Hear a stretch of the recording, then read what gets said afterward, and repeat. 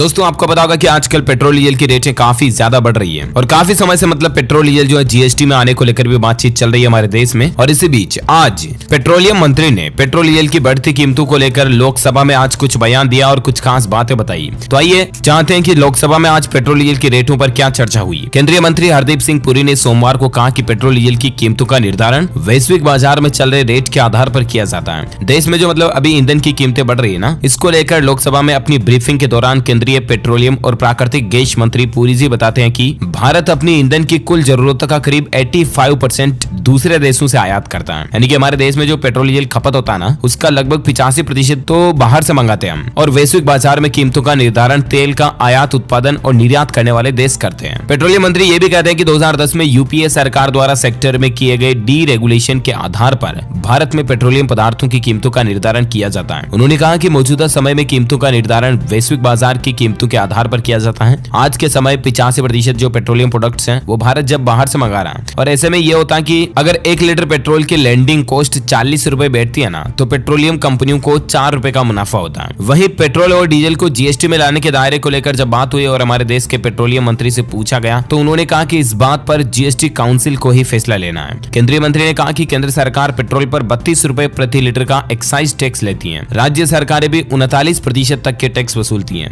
यानी कि central government से भी ज्यादा टैक्स तो स्टेट गवर्नमेंट वसूलती है। अलग अलग राज्यों की जो सरकारें है ना, वो और ज्यादा टैक्स लेती है के बजाय केंद्र सरकार के। मतलब 32 रुपए और 39%, ऑलमोस्ट मान लीजिए आप 100 रुपए पेट्रोल की रेट चल रही तो 39 रुपए तक अभी ये टैक्स ये ले रही है। तो 70 रुपए के लगभग तो सिर्फ टैक्स जुड़ रहा पेट्रोल पर केंद्र सरकार और राज्य सरकार का। तो फिर महंगा तो पड़ेगा ही ना। अभी आपको पता होगा कई राज्यों में तो पेट्रोल और डीजल की रेट लिस्ट जो है मतलब 100 के पार भी चल रही है। 110, 112, 114 तक भी कई जगहों पर चल रही है। ऐसे में दोस्तों जो पेट्रोल डीजल की जो बेस प्राइस 40 रुपए के लगभग आसपास ही बैठती है, जिसमें भी 3-4 रुपए प्रति लीटर तो डीलर का कमीशन होता है। जो पेट्रोल पंप वाले होते हैं उनको अलग से कमीशन मिलता है, कंपनीज अलग से कमाती जैसे हिंदुस्तान पेट्रोलियम, IOCL वगैरह वगैरह। और बाकी जो पेट्रोल डीजल को जीएसटी में लाने पर फिलहाल सरकार की कोई प्लानिंग नहीं है। मतलब जीएसटी काउंसिल जो है ना, वही डिसाइड करेगी कि पेट्रोल डीजल को जीएसटी में लाया जाए या नहीं। और अगर वाकई में जीएसटी में आ जाता तो फिर रेटें काफी कम हमें कुछ देखने को मिलेगी। बाकी फिलहाल तो मतलब पेट्रोल डीजल सस्ता होने को लेकर दूर दूर तक कोई भी रास्ता नजर नहीं आ रहा।